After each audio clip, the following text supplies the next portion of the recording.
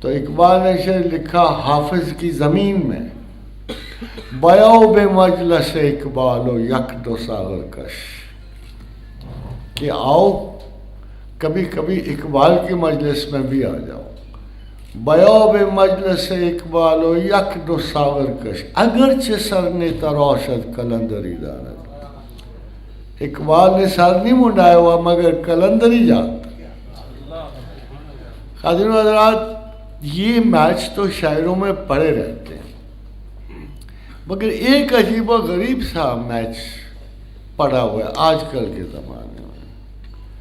As a very simple Muslim, very simple مسلم،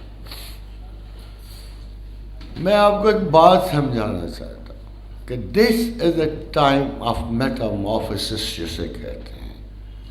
ایک مذہب کی بالکل نئی حیت سامنے آ رہی ہے، اور اس کا کوئی تعلق 1500 برس پہلے سے نہیں ہے۔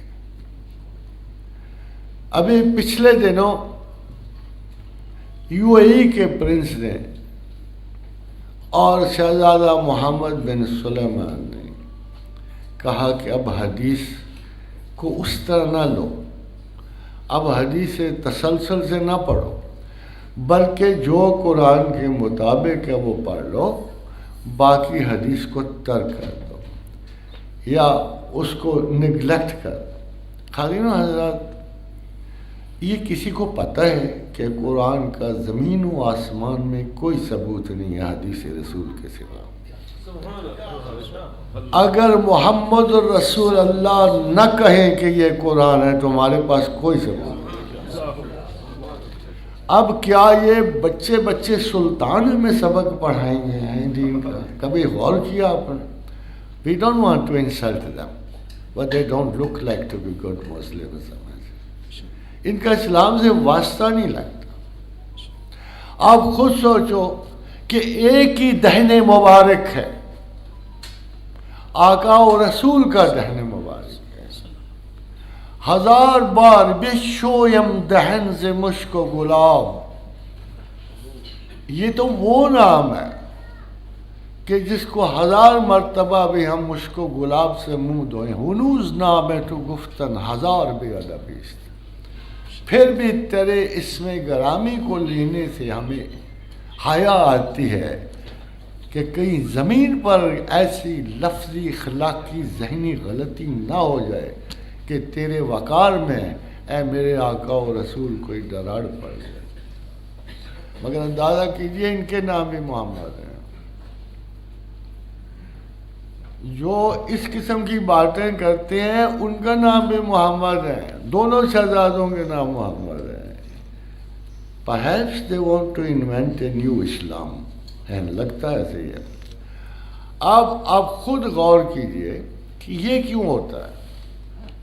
تو آپ کو پتہ ہے کہ دجال کو مسیح دجال بھی کہتے ہیں۔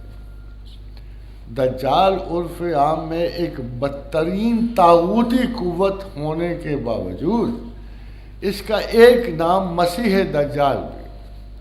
وجہ یہ کہ جو حضرت عیسیٰ علیہ السلام نے اپنی زندگی میں کچھ کام دکھائے وہی یہ بھی دکھائے گا۔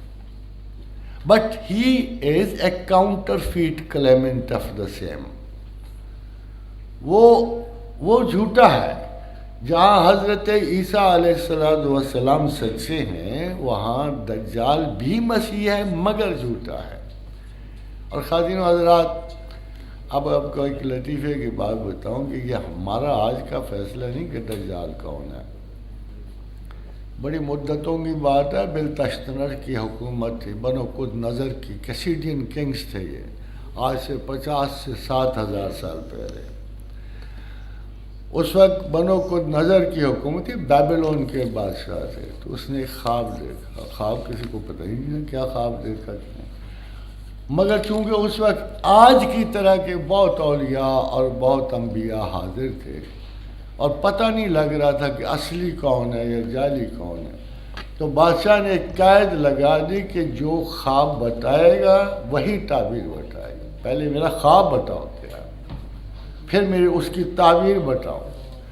اب ظاہر ہے کہ جتنے بھی جعلساز تھے باقی تو سب کچھ کر سکتے تھے، لسانیت تو عام ہے، مگر خواب کون بتا رہا کہ بادشاہ نے کیا خواب دیکھا؟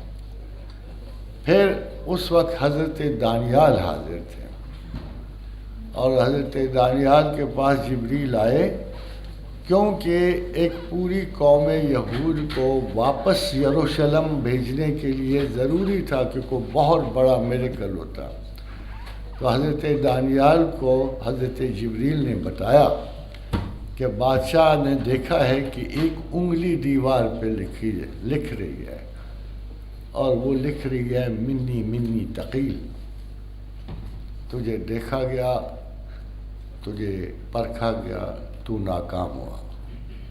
ویسے سٹوری ہمارے اپنے ملک سے زیادہ عجیب و غریب دور نہیں ہے، وہ جو منی منی تقیل والا لفظ ہے وہ پاکستان میں بھی لکھا جا رہا ہے، اور یہ کچھ سٹوری دور کی نہیں ہے۔ تو بادشاہ نے جب خواب سنا، اس نے اس کو اصلی نبی مان لیا، یروشلم کو دوبارہ آباد کیا یہودیوں کے ساتھ۔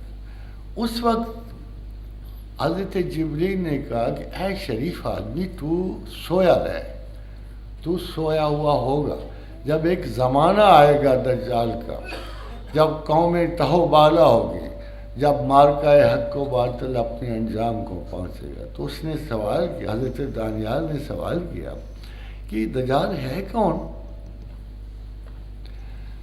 اور اس کی نمود کا کیا وقت ہے؟ یہ دو سوال بڑے مکاشفات دانیال میں حضرت دانیال نے جبریل امین سے پوچھا یہ ہے کون، نمبر ایک، اور نمبر دو کہ یہ کب آئے گا؟ فرمایا اس کے آنے کی 3 نشانیاں ہیں۔ قاضین حضرات، بڑی عجیب و غریب نشانیاں، ان نشانیوں کا تعلق چیزوں سے، رومالوں سے، کپڑوں سے نہیں ہے، بلکہ کائنات سے ہے۔ تو جبریل امین نے کہا دانیال، جب انسان اجرام فلکی میں در اندازی کرے گا، یہ پہلی نشانی ہے،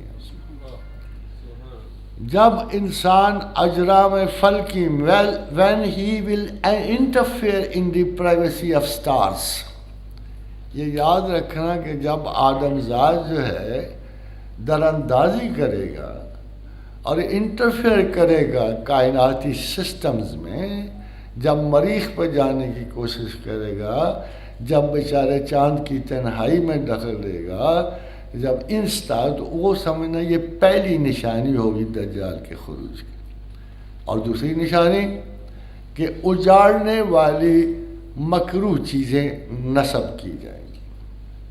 خادم حضرات، ان دونوں چیزوں کو تعلق اس وقت سے نہیں تھا، یہ مفروضے نہیں ہو سکتے، اس وقت مفروضے تھے۔ اگر اس وقت کوئی کرٹک بیٹھا ہوتا، کوئی ایتھیسٹ بیٹھا ہوتا، کوئی اسکیپٹک بیٹھا ہوتا، تو ضرور اعتراض کرتے کہ we don't believe, these are just stories in the air, but today we all believe so, کہ انسان یہ کر بیٹھا ہے، انسان اجرام فلکی میں در اندازی کر بیٹھا ہے، انسان جو ہے وہ پرائیویسی آف سٹارز کو توڑ بیٹھا ہے، اور اجاڑنے والی چیزیں کہاں مکروہ نہیں، وہ مکروہ چیزیں کہاں نصب نہیں، کہاں میزائل نہیں لگے ہوئے، کہاں کہاں یہ تباہ کن صلاحیتیں یہاں انسان میں موجود ہیں۔ مگر تیسری بڑی مخصوص تھی خاتون حضرات، it was something very striking, very strange, اس کا امکان ہی نہیں تھا۔ تو حضرت دانیال کو جبریل امین نے کہا کہ جب دائمی قربانی موقوف ہو جائے گی، دائمی قربانی موقوف ہو جائے گی، قاضی حضرات، دائمی قربانی اس وقت سے لے کر آج تک صرف کعبہ میں ہے، صرف وہی قربانی ہے جو اس مرتبہ موقوف ہو گئی۔ It was never supposed to be so. It was never supposed to happen. But it has happened کہ وہ دائمی قربانی موقوف ہو۔ خادم حضرات، پھر انہوں نے پوچھا مگر یہ ہے کون، یہ اتنی بڑی آفت کہاں سے آئے گی؟ تو حضرت جبریل امین نے کہا مملکت روس، بحیرہ بالتاک، اور پانیوں کے گرد آباد قوم دجال کا جزو ہے. If you can understand. تو یہ ساری اقوام مغرب، یہ ساری جدید ترین ماڈرن ورلڈ جو ہے پانیوں کے گرد آباد، ساحلوں کے گرد آباد، اور ان کو لیڈ کرنے والا آپ کا سب سے عزیز چہیتا شاید گاہ کو امریکہ ہے نا جی. سب سے چہیتا وہی ہے، سب سے بڑا باہر وہی ہے.